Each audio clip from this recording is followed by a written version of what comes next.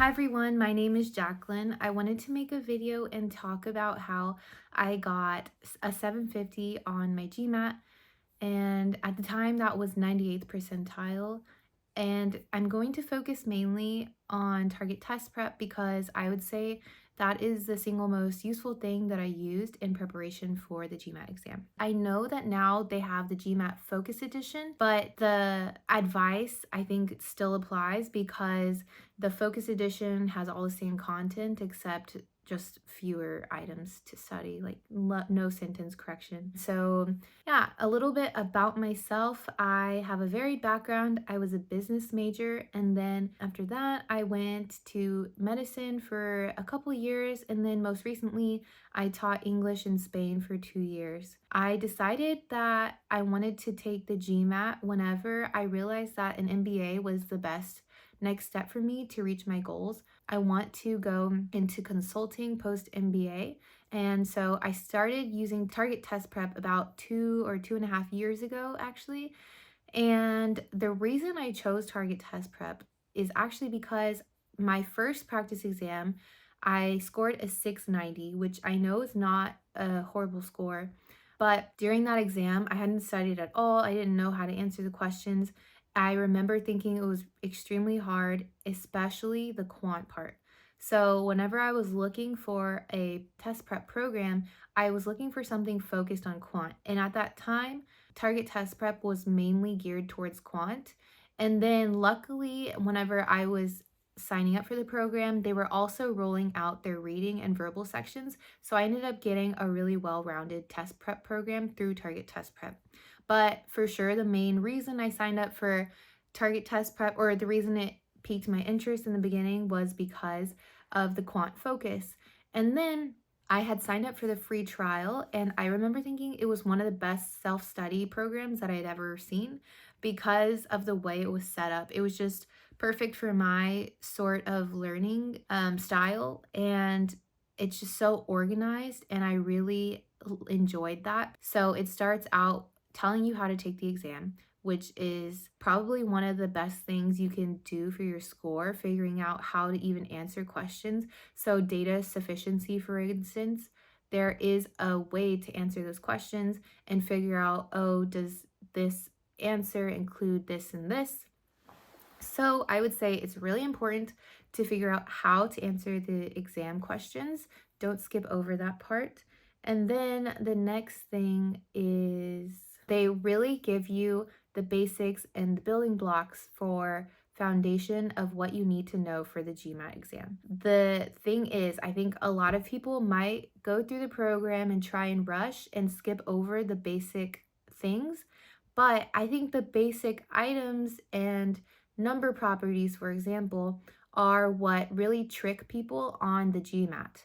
So if you're taking the quant section and you get asked a question about how many numbers are included in blah, blah, blah, and you forget that zero is included in your answer because there was a certain number or a certain word in the question that would include zero, but you forgot, then you're going to get that answer wrong. And you'd be surprised at how many times that comes up in the questions. So it's extremely important to go through the basic building blocks.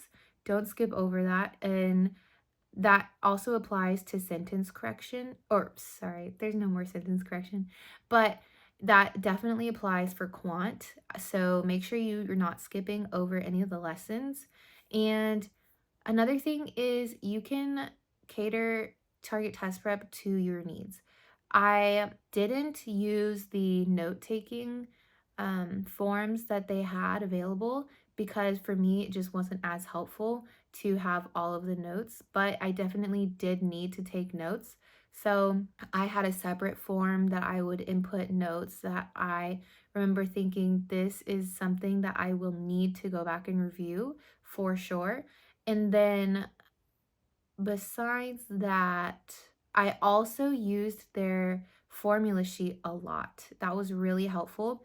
So I would print out the formula sheet, and then if there are any formulas or anything missing, you can use that as a note-taking thing, and you can write down what you need to on top of the formula sheet as you're going through the lessons. One thing I would suggest is going through the entire program. It's really helpful because it helps you with that quick thinking. So, whenever you see a question on the GMAT exam, it could be from any topic. And having the ability to think quickly about what tools to use because Target Test Prep taught you them is going to be really important. And the way that they're going to do that is through repetition and doing the thousands of questions. So, I know it's tedious, but if you want a good score, I think it's important to go through the entire program. If you can't get through the entire program because of certain limitations, it's understandable. I think you can still get a good score. Just make sure you're covering all the topics. So I want to talk about the timing. I studied for 4 or 5 months. I kind of went slowly through the program, and then once I finished it, I took practice exams, and I got a like 740 to 780 on my practice exams. And then I took an official exam and I scored 740. And then I remember having a lot of test anxiety during that exam and just taking way too much time on certain questions. And then I had to guess on certain questions at the end. And so I really wanted to retake it. And then on top of that, I read articles that were saying that if you scored 750 or 760 or higher, then you had a higher chance of getting better scholarships. So I really wanted to retake the exam. And so I ended up taking a break because in the middle of studying, I moved to Spain. And so I just had to pause for a little bit. And then that though brings up a piece of advice. I would not take breaks if you can prevent it. You should take breaks for mental health, things like that, but I wouldn't take prolonged breaks because there's some things that you're going to learn that are not intuitive at all. And some rules and things that you have to remember. So if you really take a long break, you're going to have to start from square one and redo the entire program. I mean, whenever I would redo the programs, I didn't go through all the quiz questions again, but I would have to go through every single lesson again because that's how I learned and how I really felt I would be most successful in the exam because learning all the little things is really important because I think that's what the GMAT tests you on, just noticing details and making sure you can use the tiny details that you've learned to solve the bigger picture question. That leads me to some more personal advice. So, personal advice besides not taking many breaks is I would just use the quizzes wisely. So, after every quiz, you might look at your score and be like, "Oh, I did great." Even if you got a 100%, if you flagged any of your questions, go back and look at those. So, the way I would look at questions, so that applies to if you got a bad score as well. If you got a 40 or 50, 60%, that happens sometimes, especially on the harder subjects. But that doesn't mean you didn't learn anything. It doesn't mean you're going to fail. It's not a good indicator of your future score. I would also get 40 and 50% at times, but those are just learning opportunities. So whenever I would take a quiz, I would finish the quiz and then throughout the quiz, I would have already been flagging questions where I felt like I kind of know this topic, kind of not, but I need to review it. And then I would go through every single question that I got wrong, figure out why I got it wrong, learn that topic again, or just review it. And then I would go to the correct answers and look at the flagged correct answers that I got right. Because even though I got it right, I wasn't sure about it to begin with.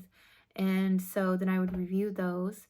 So, in conjunction with that, the other supplemental things that I did that were not target test prep were GMAT official questions. So I got the official questions online and then I also got the official advanced questions and I thought that was really helpful because it gives you random questions, but for sure the number one most helpful thing was target test prep.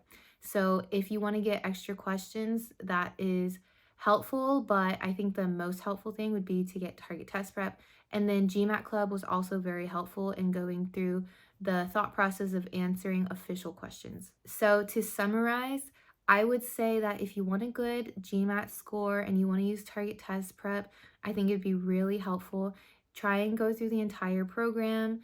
Don't get too discouraged if it's taking a long time. Try and find ways to make it fun. If you're competitive, be competitive with yourself, getting through the program. Try to make it a game and look at everything as a learning opportunity.